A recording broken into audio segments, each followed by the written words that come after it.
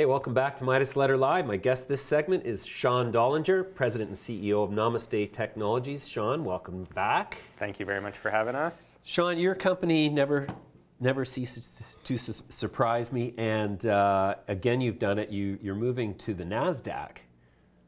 Like, that's incredible. Yeah, no, it's a great accomplishment. We went ahead and announced it earlier in the week. We've met all the criteria. As you know, we have our live show once a week on Namaste 420. I've watched it. And, you know, on there, we went ahead a couple months back and said we'd do everything in our power to get qualified for it. The one thing that we left up to our shareholders and investors, jokingly, was the share price, you know, and there's been a lot of talk these days on a consolidation because that's all that's missing for us to be able to move up to the NASDAQ. Interesting. Okay, so then what, I mean, your share price requires a consolidation to go to NASDAQ, but what other compelling logic is there to be on NASDAQ?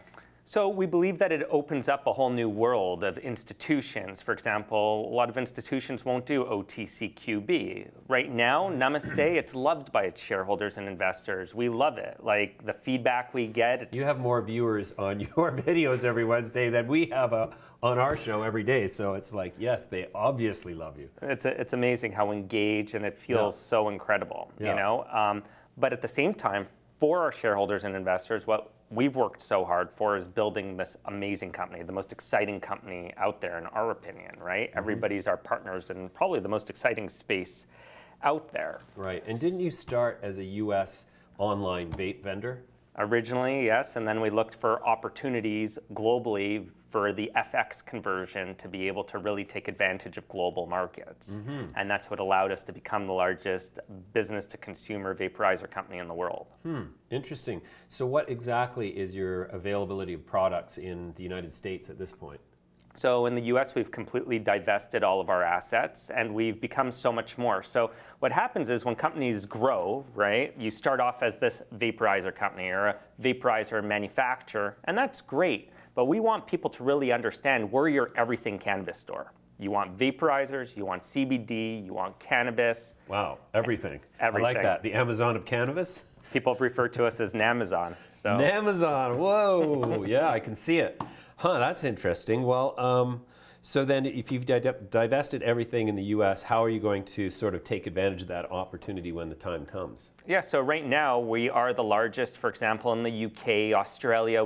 We control 90% of site traffic in Australia for our division. Really? So basically, when we started introducing cannabis and CBD, so in Canada, we saw there was a problem with people going out and getting their medical license. You need to leave your house, you need to go see a doctor, maybe there's a line, maybe they cancel your appointment, maybe you don't get approved. We developed Namaste MD. It's the first telemedicine app ever approved in the Apple Store for cannabis in Canada, and within 10 minutes, you could go ahead, get connected to a nurse practitioner, and then complete your shopping experience in Canada and get it delivered to your doorstep within 4 hours. Whoa, that is scary. I mean, it's still not quite as quick as the illegal dispensaries, but it's getting there. In your opinion, with the legalization of in Canada for rec purposes in October, do you see that finally taking a big impactful bite out of the illicit market, as it's going to be called? You would think that the government needs to do that. We've spent millions of dollars, right, on legality, going through the process, buying product the way they require it. How could they not? It wouldn't do justice. Right, right. So in California right now, the state has started enforcement of their very tough pesticide rules, and such a large number of California growers can't comply with the pesticide standards that the supply of and variety of cannabis in all the dispensaries in California is under a huge squeeze. And so there's only like 25% of MedMen's normal product line is actually available right now.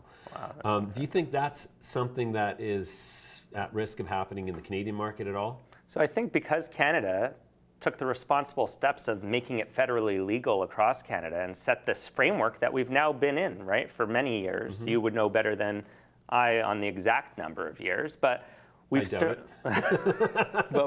off with a great foundation. In any business, you need to start with a great foundation. And I think Health Canada has done it, and I think that they're scaling properly. And from our communication and our talks with them, we really believe that that we shouldn't see that problem. Cool. So what is on the horizon for Namaste? How are you going to keep surprising us? Oh boy, that's a big one. So we're obviously working extremely hard on all new technology through our AI and machine learning portals, so to keep going ahead with that. But even on our show, for example, we went ahead and we were the first ones ever, as far as everybody, you know, who I speak with, where we came up with this volunteer pledge from all of our... That sounds interesting. Tell us about that. So you know, I was on one of our live shows, and we were under a short attack, and it's you know, I think there was an article not too long ago, even in the Globe and Mail, on shorting in the cannabis space.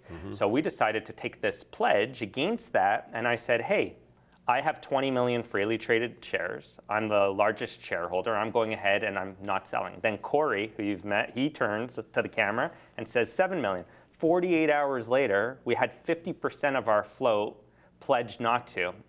And then about a week later, we said, and we made a commitment to everybody, that after the 90 days, we'd have a big pledge party where everybody would come together and celebrate, basically sticking together. Right. That's interesting. So, yeah. That's great. So, well, that's incredible. But what else is going to happen for Namaste on the sort of developmental timeline that we can look forward to?